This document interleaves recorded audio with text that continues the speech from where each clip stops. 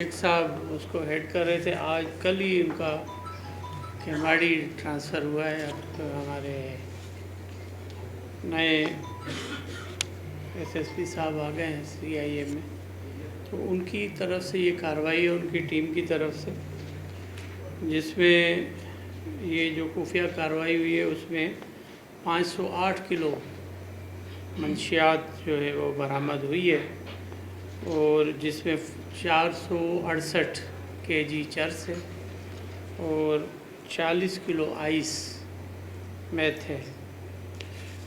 और अब जो ऑपरेशन हुआ है उसमें 14 मुलज़मान को गिरफ़्तार किया गया, और जो कि गुलिस्तान जौहर पाक कॉलोनी के मुख्तलिफ़ मुकामात से छापों के दौरान गिरफ़्तार हुए, और तफ्तीश उसमें चल रही है। और तफ्तीश में ये पता चला है कि वो मुख्तलिफ़ इलाक़ों में जो ऑटो रिक्शा होते हैं उनके साथ उनमें वो डालकर मंशियात और हमारे जो कराची सिटी के मुख्तलिफ़ एरियाज़ में वो सप्लाई करते थे, और वहाँ से फिर फर्दर डिस्पर्स हो रही थी मंशियात। और इनका ताल्लुक़ जो है बलूचिस्तान के इलाक़ों से जो मंशियात फ़रोश हैं उनके साथ भी है, और ये काफ़ी मुक़दमात में पहले भी गिरफ़्तार हो चुके हैं और फिर कोर्ट की बेलों पर चले जाते हैं।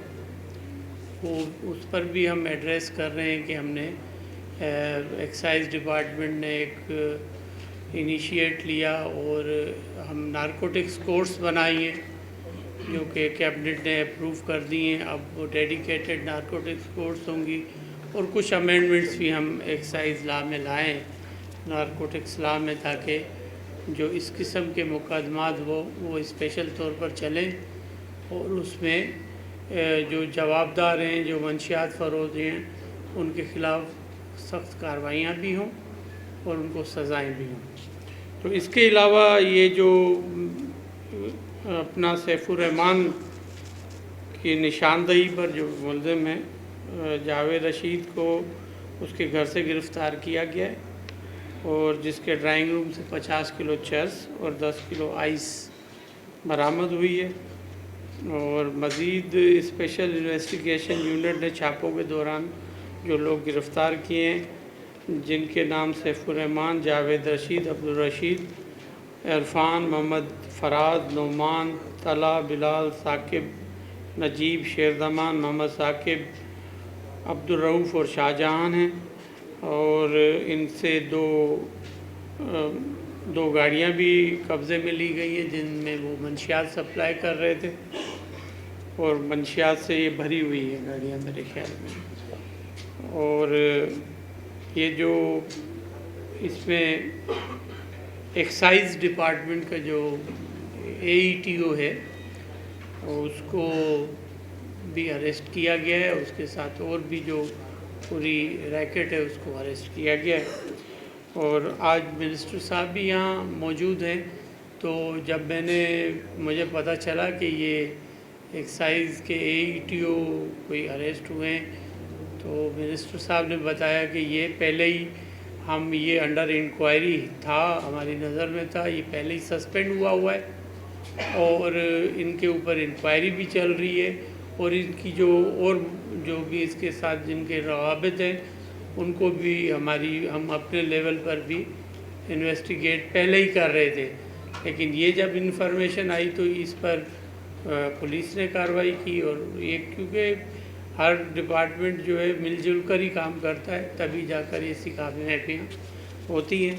और यकीनन, और इसके अलावा जो हमारी पुलिस की तरफ से स्पेशल टास्क फोर्स है उसने बड़े 22 ऑपरेशंस किए हैं, जिसके दौरान 63 किलो चर्स, 6 किलो आइस और 500 ग्राम हेरोइन और 2608 किलो छालिया व गुटखा भी बरामद हुआ है, और 56 मुलज़मान को भी गिरफ़्तार किया गया है। तो ये अब तक की है जिसके लिए हमने आपको यहाँ तकलीफ़ दी। बाहर जो रिकवर्ड मंशियात है काफ़ी बहुत बड़ी तादाद है और हमारे कराची की हिस्ट्री में मैं इस टीम को अप्रिशिएट करूँगा। अपने जो CIA कराची अमजद शेख साहब और हमारे DIG साहब CIA और उनकी जो टीम है उनको अप्रिशिएट करूँगा, और उसके साथ साथ ओडो साहब को अप्रिशिएट करूँगा कि उन्होंने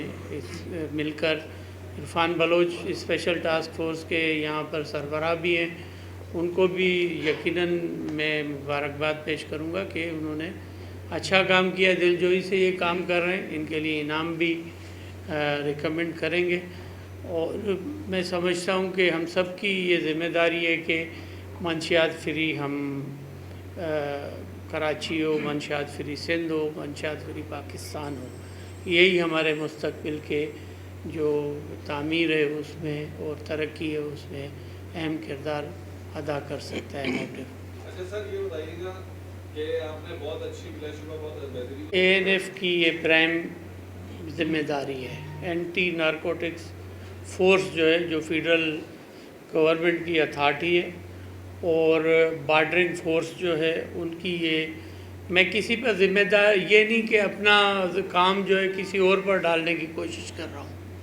यकीनन वो हमारे इदारे हैं, हमारी हुकूमत के इदारे हैं, लेकिन हर किसी ने अपने हदूद में रहकर काम करना है।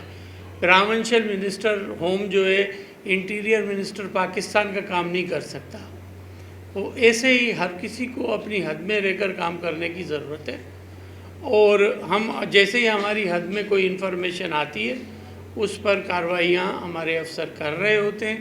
हम जो लेकोनाज समझ रहे थे, एक्साइज डिपार्टमेंट जो लेकोनाज समझ रहा था वो यही थे कि मंशियात तो पकड़ी जाती है, वो ANF की एक कोर्ट हो, तो पूरे सिंध की मंशियात को वो ANF की कोर्ट कैसे डील करेगी।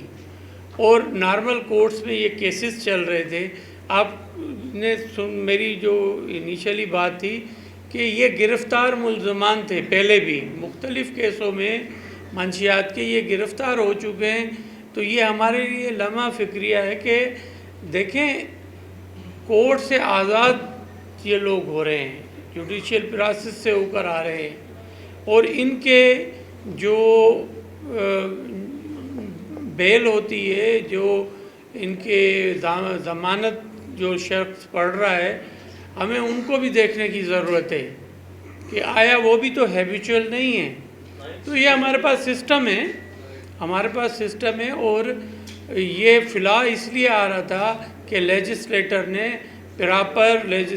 ने काम नहीं किया, इसलिए हमने उसको फिर रिव्यू किया है। और अब सेशन जजेस जो नॉर्मल हमारे डिस्ट्रिक्ट एंड सेशन जजेस से हमने वो लेकर केसेस और नई एंटी नारकोटिक्स कोर्ट्स बनाए।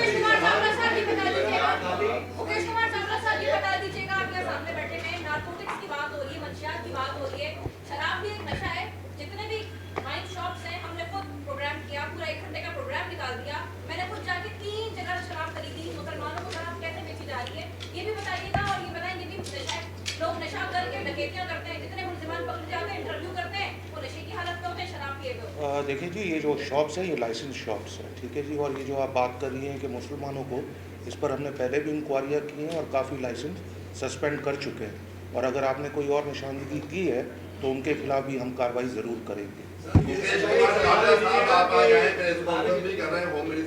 मुझे ये बता दें कि महकमा एक्साइज के मुलाजमीन जो है मंशियात फरोख्त करने में मुलविस है, आपने कभी इदारे के अंदर एहतिसाब का निज़ाम, पुलिस पर तनकीद होती है कि वो मंशियात चलाती है या कराची में मंशियात के अड्डे काम करें, कभी आपने महकमा एक्साइज का एहतिसाब किया है? कभी इंटरनल इंक्वायरी कितने अब तक आपके एहलकार हैं जो इसमें मुलविस पाए गए हैं? 28 के करीब।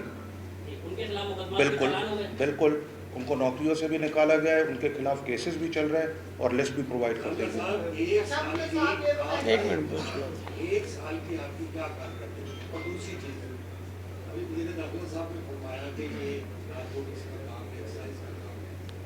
IG साहब ने खुद हमें भरी थी कि मंशियात के खिलाफ हम काम करें। कराची के दाखिली रास्तों पर कितनी फौज साहब लगा चुके हैं जो मंशियात आ रही है उसको?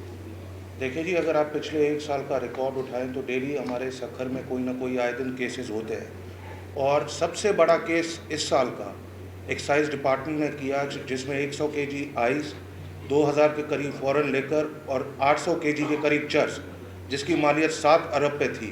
सबसे बड़ा हिस्ट्री का केस इस वक्त कराची में जो हुआ है और किया है वो एक्साइज डिपार्टमेंट ने किया है। तो जारी बात है, सब इदारों को, सब एजेंसियों को मिलकर काम करना पड़ता है, और अगर ये केस करते हैं तो हम इनको अप्रिशिएट करते हैं, बहुत अच्छा काम किया, और हम केस करते हैं तो हम इनसे हेल्प लेते हैं। तो हम सब साथ हैं इस चीज़ में, बिकॉज ये एक बहुत बड़ी बुराई है। इस बुराई से हम सबको मिलकर फाइट करना है। कोई अकेला मुकेश चावला का काम नहीं है, ज़िया लंजार साहब का काम नहीं है, हम सब का काम है। जो है ऑपरेशन पुलिस माजी में भी कार्रवाइयाँ करती रही है, रोजाना की बुनियाद पर ऑपरेशन पुलिस की जानिब से कार्रवाइयाँ की जाती हैं। 2 दिन बाद तीसरे दिन जमानत होती है, पेशर से वकील की है। क्या आप समझते नहीं है कि पुलिस के इन्वेस्टिगेशन डिपार्टमेंट में इस्लाहात की जरूरत है? सर, इसके खिलाफ कार्रवाई की है, इसके ऊपर काम किया करेगा। हमेशा ये बात कही जाती है कि कोर्ट छोड़ देती है, कोर्ट के पास अगर एविडेंस नहीं होगा तो कोर्ट किस बुनियाद पर दूसरा सर मैं देखें, समझ I got your point. IG साहब ने एक रिपोर्ट जमा कराई है सिंध हाई कोर्ट में, जिसमें उन्होंने एतराफ़ किया कि शहर भर में टोटल 55 फैक्ट्रियां हैं। क्या सिर्फ शहर में 55 गुटखा की फैक्ट्रियां हैं या इससे ज़्यादा? इसमें भी कमेंट करें। देखिए, एक बात आपको बताऊं कि जैसे मैं कोर्ट पर ये इल्ज़ाम नहीं लगा रहा, लेजिस्लेचर पर लगा रहा हूँ कि लेजिस्लेचर प्रॉपर, अगर जब तक कानून साजी नहीं होगी, टाइम हर वक्त एक कानून साजी की नई रिक्वायरमेंट्स होती हैं। आजकल के दौर में 1965 वाला निज़ाम नहीं चल सकेगा। आप इस चीज़ को देखें, और नारकोटिक्स लॉ अगर देखेंगे तो बिफ़ोर 50s के चल रहे हैं। बात यह है कि अब यकीनन जो भाई ने कहा कि इन्वेस्टिगेशन के निज़ाम को भी हमें, अब हम प्रॉपर इन्वेस्टिगेशन ऑफिसर्स मुकर्रर कर रहे हैं, जो कि जुडिशल एकेडमी से उनकी हम ख़ास करके एक्साइज के केसेस में, नारकोटिक्स के कोड। आपने फरमाया कि एक मिनट यार, जवाब तो लेने देना भाई यार। तो आप प्रेस कॉन्फ्रेंस कर लें, हम छोड़ देते हैं, ऐसे ना करें, बुरी बात। अब पता नहीं कौन सा सवाल था, क्या जवाब दें। अच्छा, ये सवाल है सर, कोई 2 असिस्टेंट डायरेक्टर है, उनके भी लोगो लॉकर से मंशियात और पैसे भी निकाल कर गए जावेद रशीद के दफ्तर से, क्या उनकी भी तहकीकात हो रही है, उनको पकड़ने की कोशिश की जा रही है? यकीनन देखें, ये ब्रॉडर इंक्वायरी कर रहे हैं इस पर, और इंशाल्लाह आपको ये तो जो आज प्रेस कॉन्फ्रेंस से जो चीज़ें निकली हैं उस पर प्रेस कॉन्फ्रेंस कर रहे हैं, ताकि हम सिंध पुलिस को अप्रिशिएट करें और यहाँ और जो बेहतरी हो वो अब कर सकें। यकीनन इंक्वायरी होगी और इंक्वायरी में जो चीज़ें सामने आएंगी आपके पास पेश करेंगे। एक सवाल है छोटा सा, पीपल्स पार्टी की क़यादत मंशियात के खिलाफ कोई इक़दाम कर रही है, पुलिस एक्शन भी नजर आ रही है, लेकिन एक तरफ स्ट्रीट क्राइम की कभी वेव अप होती है, अभी डाउन है। साल 2026 में क्या हिकमत अमली होगी ताकि शहरी स्ट्रीट क्राइम के वारदात से बच सकें? देखिए, हमारी तो प्रायोरिटी ये है कि शहर को अमन दें, प्राविंस पुरअमन प्राविंस हो।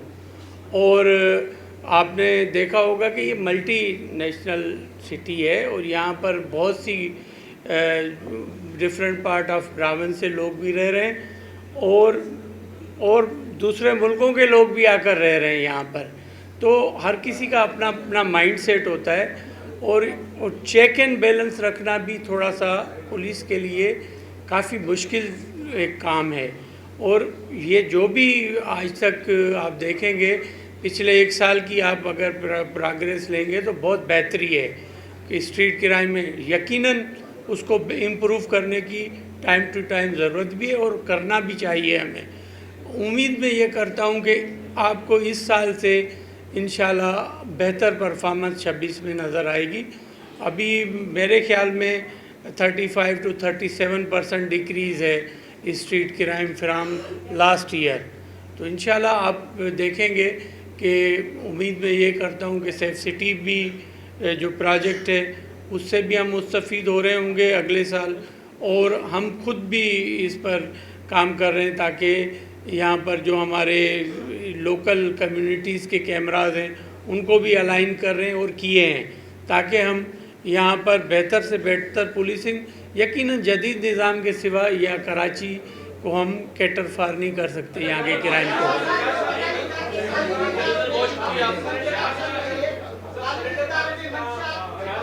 एक बोल रहे हैं 75% डिक्लेयर 85 डाको होया सरेंडर कयो लगे लगो ये पे डाको जे सरेंडर का कोई कच्चे में काट करे हमने मान चलो या बेहतर थी पर उते भी कोई इल्जाम लगो कि कोई माण्हू हुआ जेके पुलिस जा साथी हुए अपनी सहूलत का या पापड़ हुआ इल्जाम लगो इनके क्लियर कजो हाणे में चोनी एसएचओ जो पुत्र है पुत्रो कश्मीर में कत्ल हुआ है या ते जवाबदार इस्लाम है तो कच्चे लाइ पॉलिसी चेंज कंदो या यदि सरेंडर पॉलिसी आए कि कंटिन्यू कंदो ताके लगे तो ऐसा ही ताके नतीजा ॾिसो हिकिड़ी ॻाल्हि तव्हां एक बात आपको बताऊं मैं, बात ये है कि कच्चे में जो भी सरेंडर किया है ये इसलिए सरेंडर नहीं हुए कि वो खुशी से आकर जेल में जब आकर आ गए हैं या कोर्टों को फेस करेंगे।